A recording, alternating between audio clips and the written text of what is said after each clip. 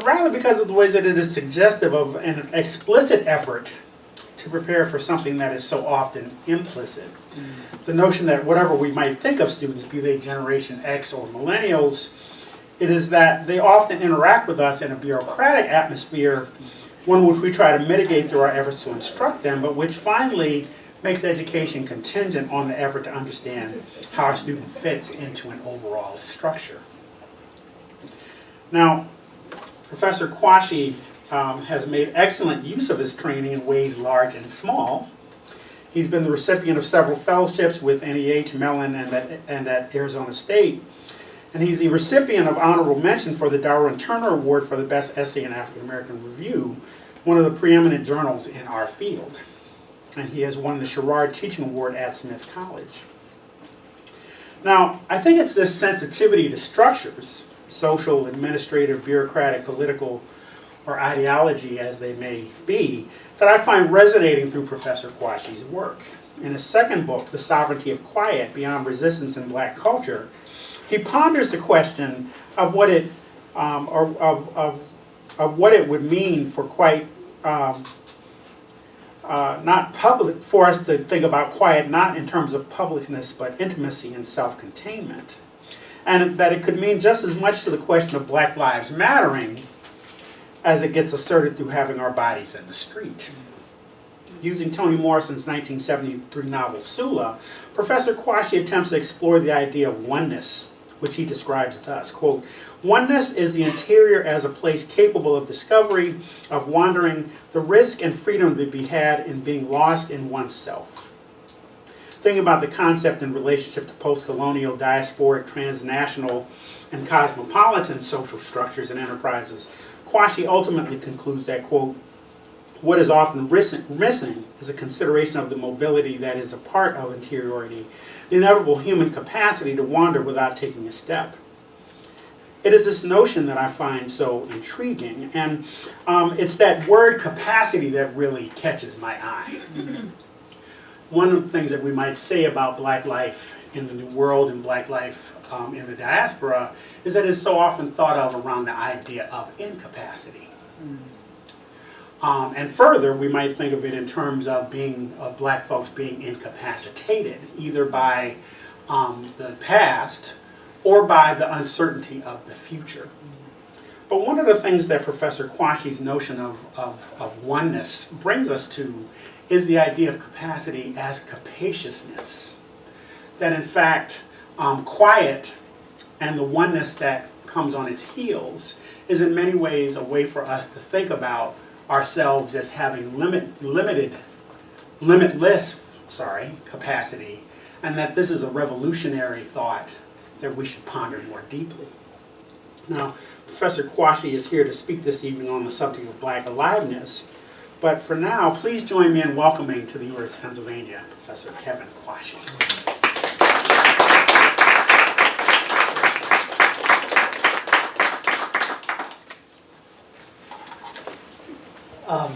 Thank you, Professor Beavers, for that introduction that felt like a seminar of its own. And I want to just thank some of the people who've helped to make this possible. There were some grad students last year who were trying to get me here, and it didn't happen, so I'm grateful for them. Carol Davis, who just did so much work to organize the event and to make me feel welcome. Shantala Thompson, and it feels like I'm in good company. Professor Heather Williams is here, someone who I've known for a long time and whose practice of deep, unbothered studying is for me still a horizon. Professor Crawford is here, another person whose work I admire a lot and who actually will show up in the talk I'm about to give. Professor Beavers, Professor Hanchard. So it just feels like I'm in a place where I'm already familiar. So it's from that standpoint that I will start to talk about this new work on Black aliveness, which I hope will exist in the world sometime soon, but it doesn't matter. Black aliveness exists, and that's all that matters. So I'll start.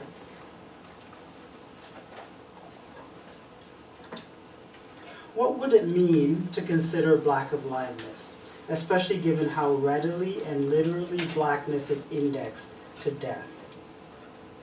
To speak of black aliveness, we have to imagine a black world, so as to surpass the everywhere and every way of black death, of blackness that is understood only through such a vocabulary of death.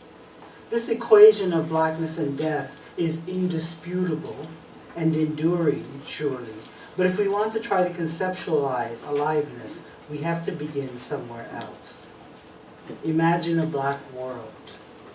The invocation of a black world is the operating assumption of black text, a world where blackness exists in the tussle of being, in reverie and in terribleness, in exception and in ordinariness.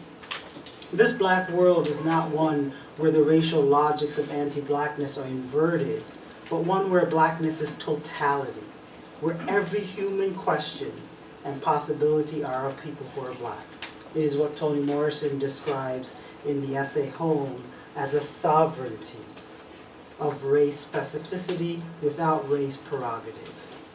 Such a world might not exist in modernity, though it is there in the will to make a text, in the text's imaginary, in the philosophical work that lingers in a text as it imagines black being. You could build a world out of need, or you could hold everything black and see, is how poet Claudia Rankine describes it. This hold everything black that alights other capacities for noticing, for gathering, for inhabiting. Imagine in a black world is akin to holding and seeing, a conjuring and an imperative inspired by need, but that also exceeds the calculus of neediness. Imagine a black world. And I want to pause and say that whenever Imagine a Black World is the way I start all my classes, because I'm trying to get students not to approach the text as if it's there to teach us something about the validity of black life, because that's not, that the text, the black life is valid in and of itself. And I also just want to say, though I think it's understandable to everyone here, that I don't mean a world where then people who are non-black are brutalized through their non-black difference, right? I don't mean an inversion of the world we know. I simply mean to imagine that every text has a world in it, and that world can behold a black subject. What makes Imagine a Black World so necessary is the fact that black humanity does not appear in the world. Black life is not lived in the world that the world lives in, but it lives in the underground, Jared Sexton tells us in his classic work of critical theory. This suppressedness, even when it's teeming with life, reflects the stricture of anti-blackness, the world's lack of imagination for black being, which is also its brutal enactments against such being. There is no outright assumption of black humanity in the world. The potency of Black Lives Matter as an emblem reminds us of that. And indeed, black humanity always has to be argued for over and again. And yet, what undergirds every black text is the assumption of black humanity. Even the argumentative or explicitly political black text, even the one that confronts racism and anti-blackness, even such texts rest on a premise of black humanity, that there's a being, breathing, pulsing sentience there. So I'm interested in black aliveness, in the quality of being that's notable in the world-making aesthetics of poems and essays, in how these poems and essays can be read for what they tell us about our being, about how we are and how we can be. I'm interested in the ways that black text constitutes a rightness of being, and I'm interested in the implications of such constituting.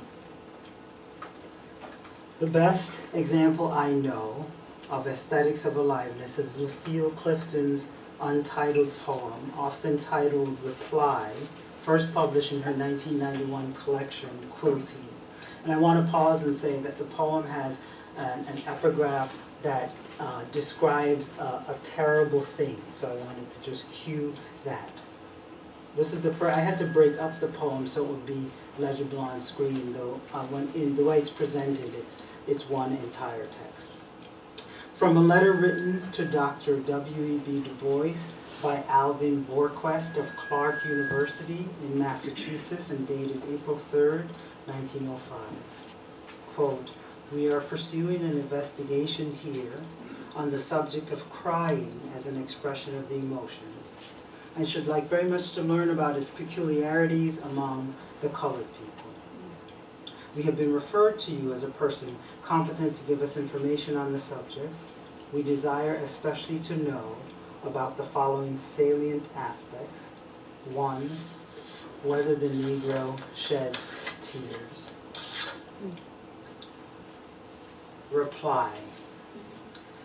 He do, she do, they live, they love, they try, they tire, they flee, they fight, they bleed, they break, they moan, they mourn, they weep, they die, they do, they do, they do. Notice first the dancing waltz of the anaphora, as if this is a drum beat or a heartbeat of paired stressed syllables. He do, she do, they live. How this sequence creates a deliberate formation in what looks like a random gathering of actions, such that live precedes and parallels love, moan yields to mourn. The alliteration in this poem guides our recognition of the connection between the poem's verbs, just as the assonance, those rich vowel echoes, threads together another map. The long E of live, flee, bleed, and weep, the I of try and die, the extended pleasure of the long U in do, especially in closing. This repetition manifests something larger than a simple catalog. It is cosmological, world-making, constructing a whole arc of our being, a world of an us told in this reply. Notice, too, how the poem negotiates the politics of looking via its pronouns, by casting the speaker arrive from and observant of this wondrous black collective. That is, though the poem begins with the singular third-person case, he, then she, it abandons this normative binary for they, an encasement that seems to relish in distance. They, those people. Clifton's syntax in the poem invites the reader to behold the other, and in this way the poem refuses the specular as a site of black objection. Rather, it instantiates looking as a shared relationality, especially since the looking is something that the reader does in concert with the speaker's prudent guidance. This astute use of third-person plural positions the speaker as observer and chronicler, and reorients the practice of looking beyond its destructive aims, its securing of racial difference. Such looking is perilous, as we know, as in Faneau's Look, a Negro, where the imperative look is one and the same with the name Negro, where the invitation and the action invents and performs the category and the indictment.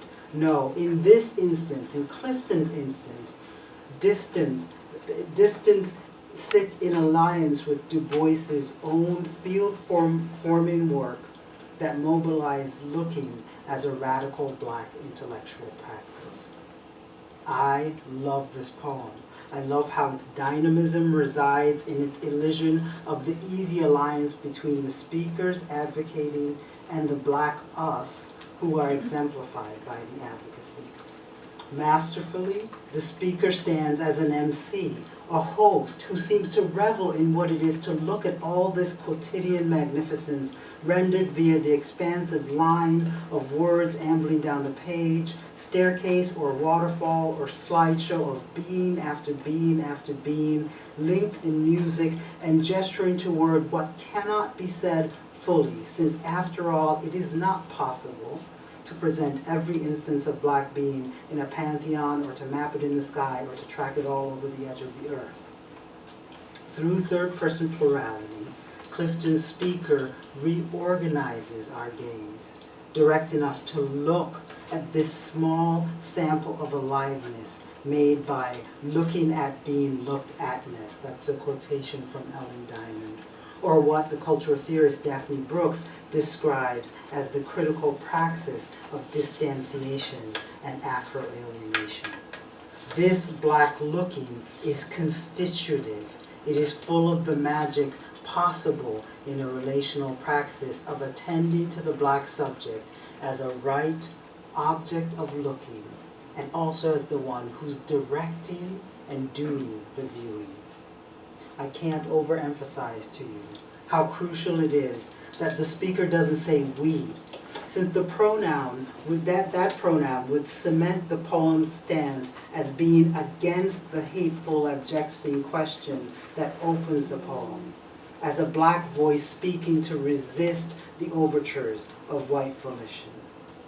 Instead, Clifton's speaker lapses into a dancing act of perceptive witnessing, unfurling a text of black world relationality where the kinetics of distance between the ones saying they and the ones indicated by they are the dynamics of human regard.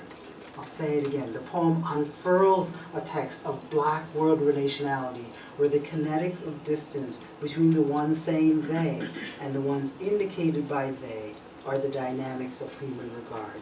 The reply is not toward white violence, but instead recognizes the capaciousness, one of my favorite words, the capaciousness of being. Here, the speaker stands not on a side, but in the midst of the whole world of black being. Not against whiteness, not on behalf of black people, but in the whole world that is black life. This is a world-making poem in the way its aesthetics negotiate repetition and time. Notice how the verbs are enduringly present and timeless, not anchored in historical sociality. They love, they flee, they weep.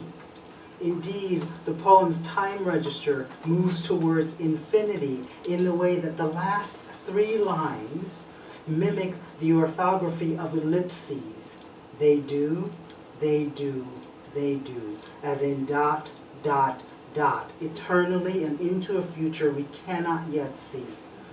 And this time quality is fueled by repetition, which the French philosopher Deleuze tells us is lawless. Deleuze says, if repetition is possible, it is due to miracle rather than law. It is against the law, against the similar form and the equivalent content of law. If repetition exists, it expresses at once a singularity opposed to the general, a universality opposed to the particular, most crucial for my thinking, and eternity opposed to permanence. What Deleuze characterizes as eternity is, for me, the material excellence of Clifton's they, who spin off the page outward and towards a somewhere beyond the order of things. This poem, Reply, is and exhibits and makes a black world. An inhabiting where blackness is totality, where everything is of people who are black, every capable thing, every small and vulgar thing, every extraordinary thing, everything of bad feeling, all of it is of blackness. In the poem, this worldness exists in all of Clifton's beautiful verbs, these quotidian doings that generate something of a utopia. There is too world-making in the poem's invitation for us to look, since we're supposed to not see ourselves, or to see ourselves through not seeing. We are indeed supposed to fear and hate our black selves.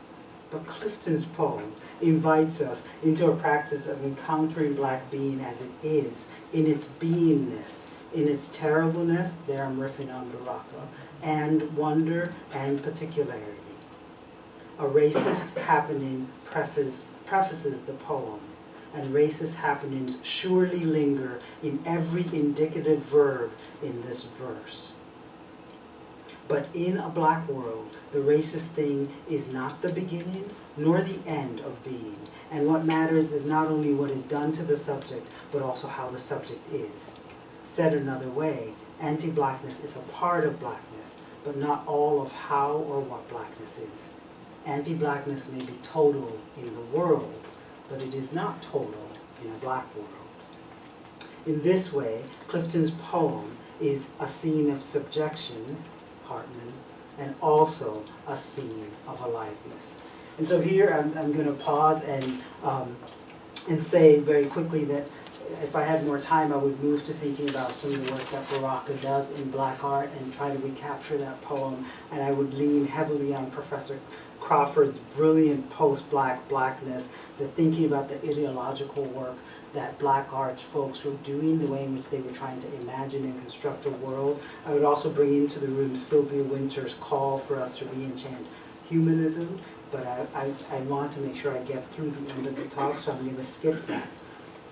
A black world is a humanist ideal where blackness is of the human. It is not a contracting gesture that reiterates normativities or secures boundaries, but an expansive one that strums with relationality, as in every form of life that has ever been, ever enacted, is a part of us. That's from Sylvia Wynter in conversation with David Scott. Indeed, it is only in and as a black world that we can conceptualize a collectivity that avoids the politics of authenticity. In a black world, the tug of collectivity is relational, and there is no authenticity. There can only be black rightness of being and becoming. And again, I'm going to just pause and skip. This work, as much of my work, comes out of my early studying of black women's work, black feminism in the 80s and 90s. And indeed, it was black women scholars in that era who largely were trying to grapple with an idea of blackness that could be broad enough and didn't have to lean on some kind of normativity or authenticity. So for me, this black world has to be a gendered black world, binarily and otherwise. It recognizes gender as a site of human beingness, but also as a violation. This world would be rife with eccentricity. It would be allergic to the imposition of normativity or authenticity. It is a world of blackness. The invocation of a black world cannot be confused with calling all black people, especially if such hailing is intended to exclude or police certain habits of blackness. In a black world, there would be no need to call in or exclude black people. The solicitation of a black world is of wildness. It's a subjunctive corralling rather than a litmus test or a prescription. Blackness here is, to quote Stefano Harney and Fred Moulton, is broad enough and open enough to encompass without enclosing. Or, as Hilton Als writes of Ms. Morrison, situating herself inside the black world, Morrison undermined the myth of black cohesiveness. Such conceptualization liberates us from blackness as difference, so as to be able to see and be all the black interracial difference there might be. Such conceptualization liberates us from blackness as difference, so as to be able to actually be all the difference that we are, to lay texture to what fully can't be covered. So, of course, if you know black pessimism, you hear an echo and perhaps even a little bit of struggling with black pessimism in this work. And what I want to say about the legacy of black pessimism is two quick things. One is that the idea of world making is inherent in black pessimism, as is an interest in life, even though the term pessimism emphasizes the terms of death and non-being. And in a longer talk, I would talk about all these ways in which some of these writers who identify as black pessimists or have been co-opted as part of the larger project are still engaged in thinking about aliveness, especially Christina Sharp in the quotation at the top of the screen. Like the work in black pessimism, I'm trying to honor the complicated terrain of blackness in an anti-black world. It is true that every black one of us lives under the legacy terror of modernity and coloniality, that no matter how differently we perceive or respond, terror is a condition of every black life. Or as Frank Wilderson puts it, violence precedes and exceeds black.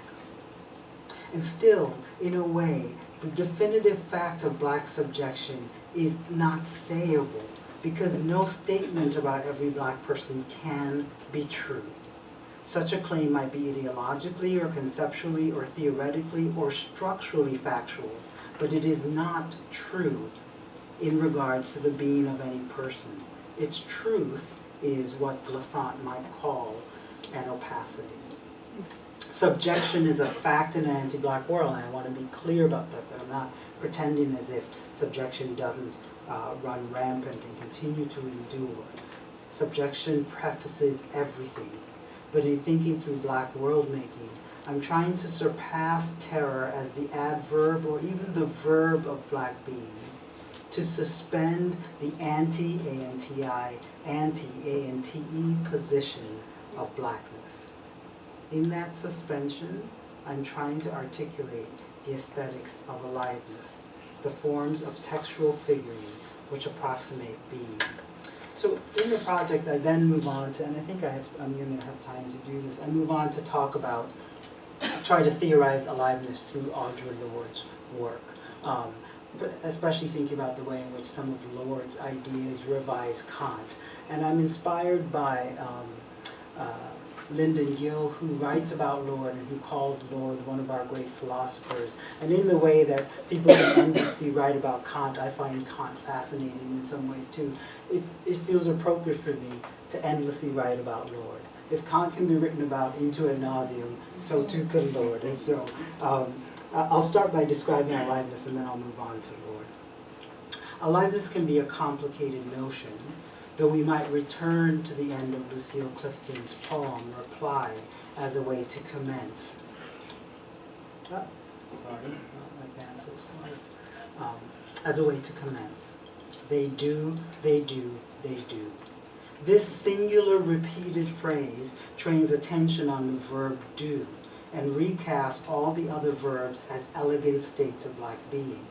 In Clifton's idiom, being is an eternal capacity. Doings that have happened, are happening, will happen again forever. The doing is not apprised by its quality or direction, but it is simply a force. They do, the speaker intones of a black us, giving notice of one way to conceptualize aliveness. And still, it would be important that we don't merely equate aliveness with action or with what can be seen. Indeed, some of the terms in Clifton's poem are not necessarily legible. Some verbs are not singular or discrete acts like try, tire, break, mourn, despite what Freud says about mourning. Some are exceptionally intransitive through being involuntary, like bleed.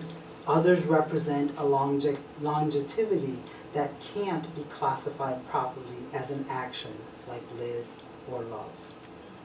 Aliveness, then, is not merely action, but something else, perhaps what political theorist Jane Bennett calls vibrant matter, a liveliness intrinsic to the materiality of the thing, or the power that constitutes the force of things. Aliveness as a force inherent, as a capacity and a presence. Since any explanation of aliveness draws on thinking about life, I want to be clear to stay away from the idea of life as a term of socialization or recognition or regulation, as a condition that might be conferred by the state or the king or a community. And here I'm echoing those of you who know biopolitics and know Foucault's work, for example, or Achille Mbembe's work, thinking about the way in which the state gets to decide what constitutes life. I'm trying to avoid that. I'm also trying to avoid the way in which science, biology, thinks that it gets a lock on how to define when life begins and when life ends. And so I in the longer work, I talk through some of those ideas, but they're not interesting enough to me, so they certainly wouldn't be interesting to share with you here in this moment. That's not true. They are interesting to me, but I want to set them aside. Nor do I mean the binary between life, animal forms, and matter, inanimate forms.